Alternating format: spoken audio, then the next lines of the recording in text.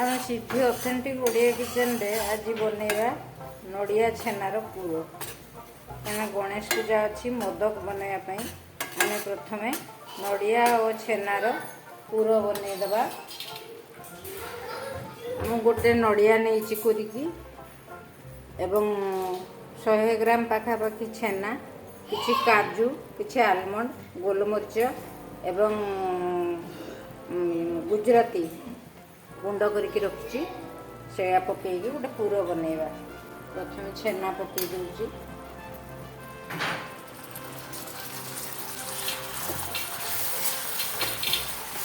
गोटे गिना छोट गिनारे गिने गुड़ काटिकी नहीं फास्ट छेना पकई दूची,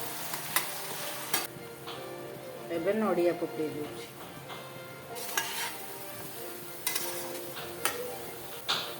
नड़िया और छेनारू पानी पूरा मरीगले आम काजू, आलमंड और गोलमरीच, गुजराती गुंड पकईदबा। नड़िया पानी सुखी आसला, गुड़ एवं गुड़ नड़िया छेना भल भाव भाजी होगला।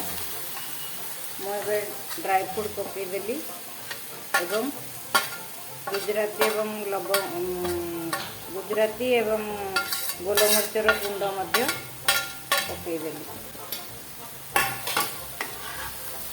एबे गैस बंद कर दूची। पूरा प्रस्तुत हो गला। पूरा को ठंडा करी रखीदेबा, मोदक बनैबा। मु किछि किशमिश ऊपर पकईदेली एवं मिसेकी रखी। आज गणेश चतुर्थी बनैबा मोदक। मु 2 कप चाउल नहीं बतुरेकी रख देती। एबे ताकू अल्प अल्प पानी देके पूरा प्लेन करके बाटिने।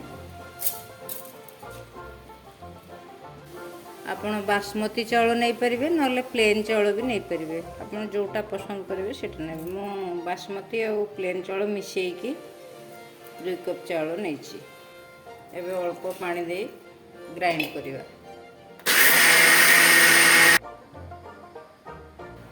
देखो पिठो पूरा एमती चिकन की बाटी मुझे गोटे जगह को काढ़ी दूसरी बाटी। यही गिनारे 2 गिना है पिठो, मुझे 2 गिना दूची पानी। जदि दरकार हम आ पानी लगी पारे। गैस ऑन करी कड़ाई रे पानी देदेली, से अल्प लुण दवा, स्वाद अनुसार लुण देव। पानी फुटीगला आम पिठो जो बाटिक रखीचु ताकू गोलेबू। गोटे चमच घी दे दूची, देले पिठो जंतला बेले आ टेड़ा हेनी। पानी फुटीगला मुझे जो पिठो बाटिक रखी आधा कप पानी आधे मिसौची।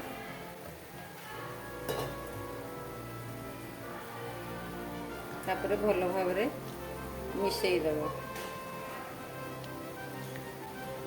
देखो एतिकी पानी आम पिठो। मुझे आस्ते आस्ते ढाली ताको घांटीबी।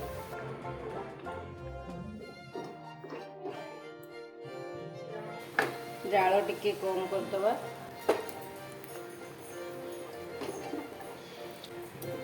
सबतक पिठो दे सारा पर 2 चमच पानी आधे ढाल देवी।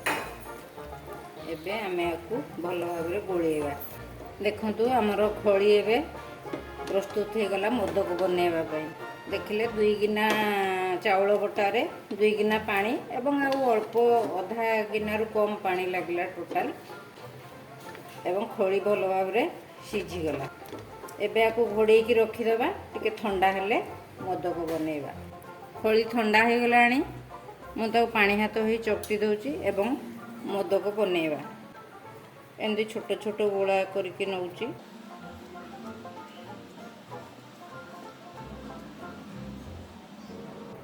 एमती गोटे चमच रु 1.5 चमच पूरा भितर देइची।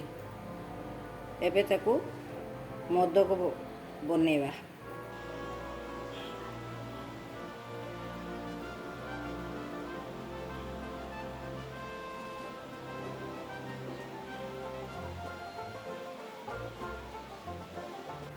ମୁଁ ଏବେ ବିନା ଛାଞ୍ଚରେ ବନାଉଛି, ଛାଞ୍ଚରେ ବି ବନେଇକି ଦେଖେଇବି।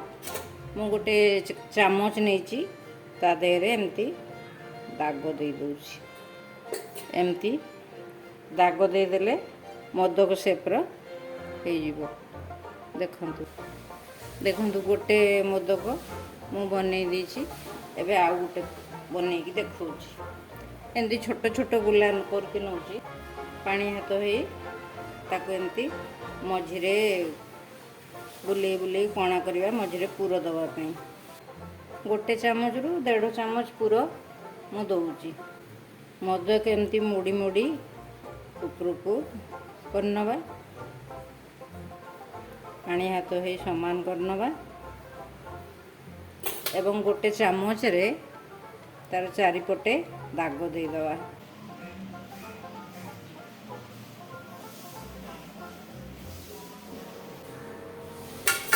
ଦେଖନ୍ତୁ ଏମିତି ମୋଦକ ବନେଇବେ ବିନା ଛାଞ୍ଚରେ।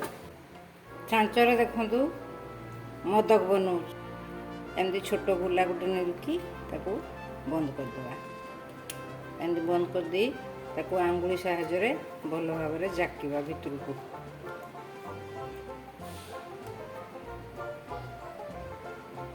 ଦେଲେ ଏଇ ମଝିରେ ପୁର ପଶେଇବା। ଏବେ ହେଇଗଲା, ଆ ମଝିରେ ପୁର ଦେଇଦେବା। ଏବେ ଆ ମୁହଁଟା ବନ୍ଦ କରିଦେବା। ଏବେ ଦେଖନ୍ତୁ ମୋଦକ ବନେଇ ଯାଉଛି। ଦେଖନ୍ତୁ କେତେ ସୁନ୍ଦର ହେଇଛି ମୋଦକ। ଏମିତି ଆପଣ ବନେଇବେ, ଛାଞ୍ଚରେ ବି ବନେଇବେ, ଏମିତି ହାତରେ ବି ବନେଇବେ, ଆପଣଙ୍କୁ ଯେଉଁଟା ସୁବିଧା ଲାଗିବ। ଦେଖନ୍ତୁ ଏମିତି ପାଣି ଡେକ୍ଚି ଭିତରେ ଦେଇ ଦେଇଛି, ଆଉ ତା ଉପରେ ଗୋଟେ ଛାଞ୍ଚ ବସେଇକି ଯେମିତି ସେଥିରେ ଧୂଆଁଟା ଭିତରୁ ବାହାରି ପାରିବ ଭଲସେ।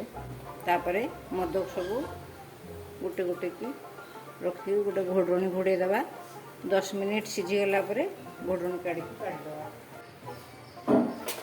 ଆମର ମୋଦକ ପ୍ରସ୍ତୁତ ହେଇଗଲା। ମୁଁ ଏବେ କାଢ଼ି ଦେଉଛି। ଆମର ମୋଦକ ମଧ୍ୟ ପ୍ରସ୍ତୁତ ହେଇଯାଇଛି ଗଣେଶଙ୍କ ପାଖରେ ଭୋଗ ଲଗାଇବା ପାଇଁ। ଆପଣଙ୍କୁ ଏ ରେସିପି କେମିତି ଲାଗିଲା ଆପଣ କମେଣ୍ଟ କରି ଜଣାଇବେ, ଆଉ ସମସ୍ତଙ୍କ ସାଙ୍ଗରେ ସେୟାର କରିବେ। ସବସ୍କ୍ରାଇବ୍ କରିବାକୁ ଜମାରୁ ଭୁଲିବେନି।